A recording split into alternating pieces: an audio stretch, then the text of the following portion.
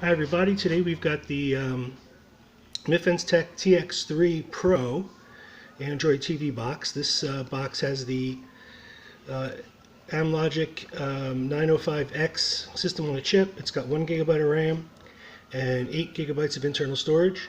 Let's just pop the box real quick, see what we get in the box. Get a little thank you card, which is nice, with a little scan on the back for something or other. It's actually the Tech page, customer service. The box itself, the TX3 Pro in this protective sleeve. Let's pop it out, and it's got a matte finish on the front, so it won't pick up fingerprints. It's got the TX3 Pro logo on the top. On the front, you get an IR receiver. On the left-hand side, there's nothing. On the back of the box, you've got the AV in for older TVs. You've got SPDIF or digital out, optical digital out. You've got gigabit Ethernet. You've got the HD output and the power output. On the right-hand side of the box, you've got a slot for a micro SD card and 2 USB ports. Let's see what else is in the box real quick. Get rid of that. You've got your standard power supply. This is usually, a 2.5 power supply. They include an HDMI cable. It's a relatively short cable, but again, it's always nice to have the HDMI cable included. You can't have too many of these things. And you've got the infrared remote control. I'll take it out of the plastic for you real quick. It's just like the other remote controls you've seen with dozens of these boxes.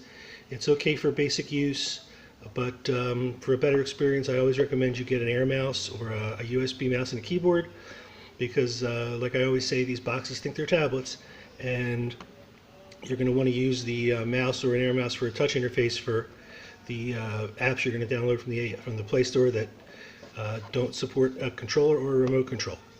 But it's your basic IR remote control. It'll work just fine for standard operation.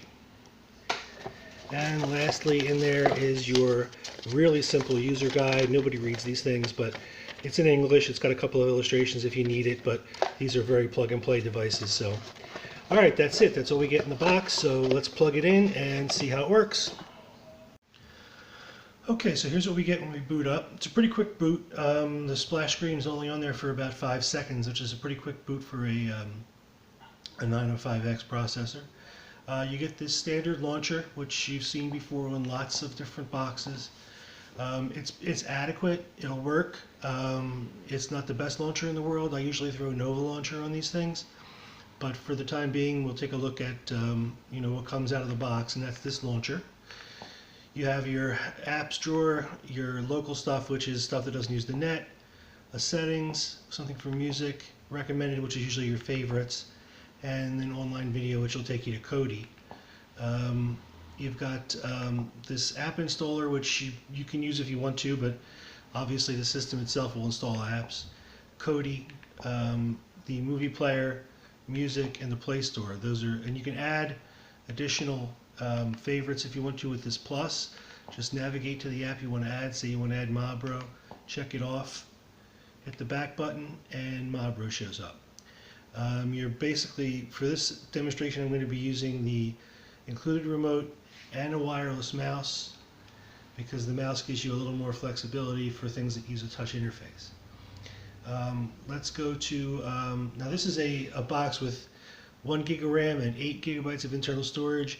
It's running the 905X system on a chip. It's running a Mali 450 graphics processor.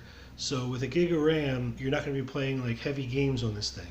So basically, I'm just going to show you how it works for video, and that means Kodi for most of you. So just a quick look first at the settings. Show you what you can do.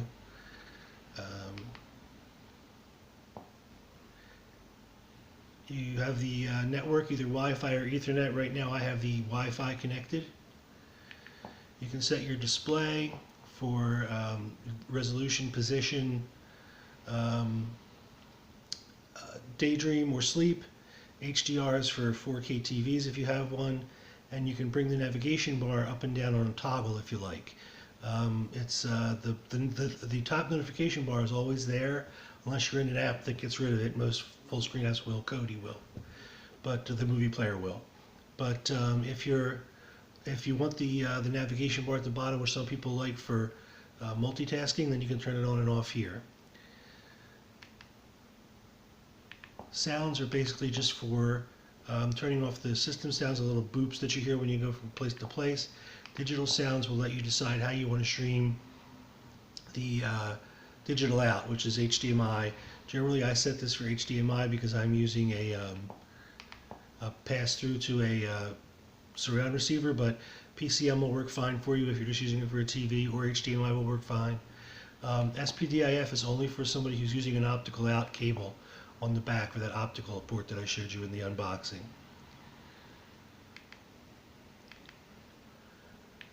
This will show you what comes pre-installed. There's not a whole lot pre-installed. The downloaded apps are minimal. Chrome I put on there, Kodi comes with it, Mobdro, Netflix. I installed Nova Launcher for use later. The screen rotation application, you should set that to landscape always, and I added SPMC and Spotify. So basically you're looking at Nova Launcher, Spotify, SPMC, added by me. The rest of them come pre-installed except for Chrome. Okay, let's back out to this box does not have Bluetooth, so you're going to have to use, if you're going to use it even for light gaming, you're going to use a USB gamepad. But like I said, this really isn't meant for gaming, it's meant for video, and it's very good at that. So let's take a look real quick at what Kodi has to offer for us. We won't be doing too much of this, but this is the Kodi build that comes with the box. They have a bunch of add-ons pre-installed. You can always take these out if you want, or clean your data out and add your own Kodi build if you like something better. This is perfectly adequate. Kodi always pops up on music for some reason. I don't know why. You can reset that in the skin, I believe. But for videos, it comes with plenty of video add-ons. I mean, it's not like they cheat out on you. You've got HD movies in there, which is a great one. You've got Channel Pair, which is great for live TV, and Castaway, which is also great for that. Somebody thought of putting the Cooking Network on there for whatever reason. Exodus, of course, is the big one that most people are going to use most of the time. This is great for TV shows. It's great for movies. You've got, like I say, a whole bunch of add-ons here. We're only up to the K's, and I'm still scrolling, so they certainly didn't cheat you on add-ons. It's good for sports. It's got Pro Sports on it, which is a great sports add-on.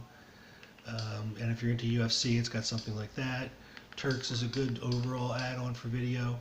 But let's take a quick look at Exodus, and we'll just run one movie through Exodus to show you how it works just for a second, give you an idea of what sort of responsiveness there is in the box. Like I say, for video, it's a dream. I mean, I'll just go to TV shows real quick and see what's most popular. And it's going to run it, and there we go. You basically got The Walking Dead, Westworld, all the stuff that everybody's watching basically in that particular category. So let's see if we can bring Westworld up real quick and just take a look at what kind of video quality you get, how quick the streams work, and then we'll close this video out because it's really all about the video. So let's give it a chance to bring up its sources. Exodus, I think, is on a 30-second timeout, so it should bring things up fairly quickly. Okay, even without like a real Debrid account, this has brought you up a whole bunch of HD links. So let's just start at the top. Generally what it'll do is if that link's not available, it'll kick down to the next link. So give it a second here to let it start rolling. You're going to get audio too, so I'll shut up for a minute.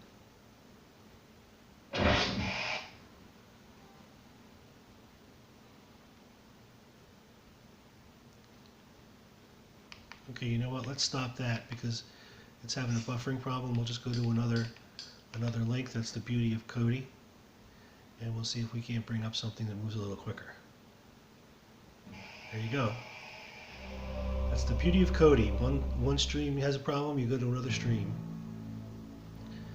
But what you've got there is a good 720 stream, perfectly watchable. True high def is 1080p, but 720p is also high def. So, I mean, that's basically. Let's just pop ahead a second here, see if we can get a little more action going on. Everything seems to be monochromatic. There you go. That's a little bit better. But and you can see how quickly it skips ahead, even on Wi-Fi. So, and this thing actually. Let me stop this video before we wind up in trouble here. The device has perfectly good Wi-Fi. I mean, I'm not that far from the router, but I'm getting that kind of throughput, which you just saw for skipping 10 minutes at a time. And it's it speed tests at about 35 down, 35 up, which is not bad for a Wi-Fi connection. If you plug an Ethernet cable into this thing, you're going to fly. I mean, you're going to max out your Ethernet connection because it's set up so that you're going to get at least what you're paying for. If I have 75 down, 75 up, and I go up to 100 when I test it, so you're not going to get cheated through Ethernet. The box itself benchmarks on Antutu at about 30,000, which for a 905X with 1 gig of RAM is plenty good. Like I say, it's not a heavy gaming box, but if you're looking for something that's going to run you around $30, which is what this box costs, it's an amazing price for what you get, especially with a 905X processor in it. You're going to have to expect to make some compromises, but the long and the short of it is, if you're buying this box for Kodi, and you're worried about Wi-Fi throughput, you're worried about picture quality, you're worried about responsiveness, then for $30 you are not going to do better than this box. Again, this is the it's the